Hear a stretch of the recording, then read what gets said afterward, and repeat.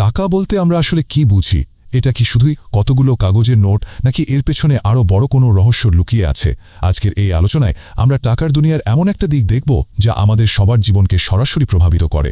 চলুন শুরুতেই একটা চমকে দেওয়ার মতো তথ্য দিই। আমাদের ব্যাংক অ্যাকাউন্টে যে টাকাটা আমরা দেখি তার প্রায় 90%-এর কিন্তু বাস্তবে কোনো অস্তিত্বই নেই। মানে এটা স্রেফ কম্পিউটারের স্ক্রিনে দেখা যাওয়া কিছু ডিজিটাল সংখ্যা। প্রশ্নটা শুনে হয়তো একটু অদ্ভুত লাগছে, তাই না? কিন্তু এই আলোচনাটার শেষ পর্যন্ত দেখলে পুরো ব্যাপারটা পরিষ্কার হয়ে যাবে। আজ আমরা এমন এক ব্যবস্থার পেছনের সত্যিটা জানব যার উপর আমাদের পুরো ব্যাংকিং সিস্টেমটাই দাঁড়িয়ে আছে। তো চলুন এই গল্পের একেবারে শুরুতে ফিরে যাই, যেখানে এই পুরো সিস্টেমটার জন্ম হয়েছিল। ভাবুন তো, হাজার হাজার বছর আগের কথা। মানুষ তখন বিনিময় প্রথা বা বার্টার সিস্টেম ব্যবহার করত, মানে চালের বদলে ডাল নিত। কিন্তু এতে অনেক ঝামেলা ছিল। এরপর এলো সোনা বা রূপার মতো মূল্যবান ধাতু। কিন্তু এত সোনা দানা সাথে নিয়ে ঘোরাঘুরি করাটা তো সহজ ছিল না, চুরির ভয়ও ছিল মারাত্মক। আর ঠিক এই সমস্যাটা থেকেই কিন্তু আজকের ব্যাংকিং ব্যবস্থার জন্ম। তো মানুষ কি করল? তারা তাদের সোনাগুলো স্বর্ণকারদের কাছে জমা রাখতে শুরু করল, কারণ তাদের ভল্টগুলো ছিল বেশ নিরাপদ। আর বিনিময়ে স্বর্ণকাররা একটা কাগজের রসিদ দিত, যেখানে লেখা থাকত IOU, মানে আমি আপনার কাছে ঋণী। এই IOU রসিদগুলো এতই জনপ্রিয় হয়ে গেল যে মানুষ আসল সোনার বদলে এই কাগজ দিয়েই লেনদেন শুরু করে দিল। কারণ সবার মনে এই বিশ্বাসটা ছিল যে রসিদটা হাতে থাকা মানেই ভল্টে সোনা জমা আছে। আর এখানেই কিন্তু আসল খেলাটা শুরু হয়। স্বর্ণকাররা একটা অদ্ভুত জিনিস খেয়াল করল। প্রায় কেউই তো তাদের সোনা ফেরত নিতে আসছে না, সবাই দিব্যি ওই কাগজের রসিদেই কাজ চালিয়ে নিচ্ছে। মানুষের এই অগাধ বিশ্বাসই তাদের মনে লোভের জন্ম দিল। ব্যাস, তারা তাদের কাছে জমা থাকা সোনার চেয়ে অনেক অনেক বেশি পরিমাণে ভুয়া রসিদ ছাপিয়ে বাজারে ছেড়ে দিল। মানে কোনো কিছুর ভিত্তি ছাড়াই শুধু কাগজ ছাপিয়ে তারা সম্পদ তৈরি করতে শুরু করল। এই স্বর্ণকারের দোকানগুলোই ছিল বলতে গেলে পৃথিবীর প্রথম ব্যাংক, আর এটাই ছিল পৃথিবীর সবচেয়ে বড় আইনি জালিয়াতের শুরু, যা আজও কিন্তু চলছে। আচ্ছা, এবার দেখা যাক স্বর্ণকারদের সেই পুরনো কৌশলটা আজকের দিনের আধুনিক ব্যাংকগুলো কিভাবে ব্যবহার করছে। এই প্রক্রিয়াটাকে বলা হয় ফ্র্যাকশনাল রিজার্ভ ব্যাংকিং। ধরুন আপনি ব্যাংকে 1000 টাকা জমা রাখলেন।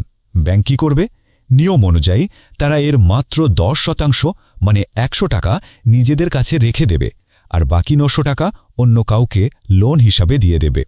কিন্তু এখানে একটা মজার ব্যাপার আছে। দেখুন, যিনি টাকাটা জমা রেখেছিলেন তার অ্যাকাউন্টে কিন্তু এখনও 1000 টাকাই দেখাচ্ছে। আবার যে ব্যক্তি 900 টাকা লোন নিলেন তার অ্যাকাউন্টেও কিন্তু 900 টাকা জমা হয়ে গেল। তার মানে কি দাঁড়ালো? ওই আসল 1000 টাকার উপর ভিত্তি করে ব্যাংক শুধু কম্পিউটারে কয়েকটা সংখ্যা টাইপ করে অর্থনীতিতে নতুন করে আরও 900 টাকা তৈরি করে ফেলল, যার পেছনে কিন্তু কোনো আসল ক্যাশ টাকা নেই। তাহলে এখন বড় প্রশ্নটা হলো, এই পুরো সিস্টেমটা তো কেবল বিশ্বাসের উপর দাঁড়িয়ে আছে, তাই না?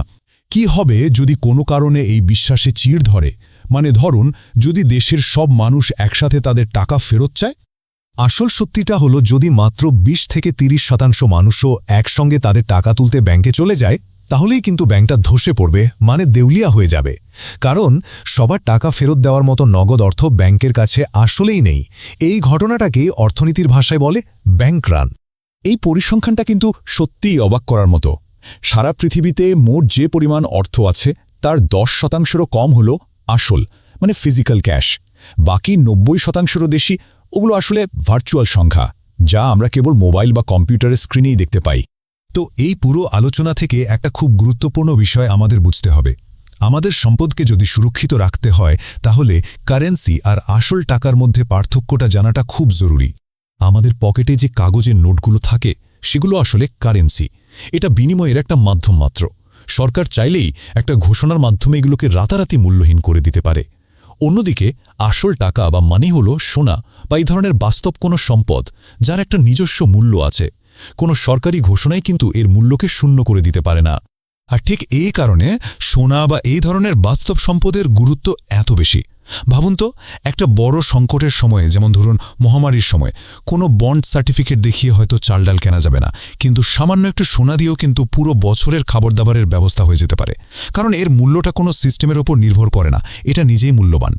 তো টাকার এই গোলকধাঁধা নিয়ে আপনার কি মতামত? বিশ্বাসের উপর দাঁড়িয়ে থাকা এই অর্থনৈতিক ব্যবস্থাটা কি আদৌ নিরাপদ? আপনাদের ভাবনাগুলো কমেন্টে জানাতে পারেন। আর এই ধরনের বিশ্লেষণ যদি ভালো লাগে, তাহলে আমাদের সাথে জুড়ে থাকুন।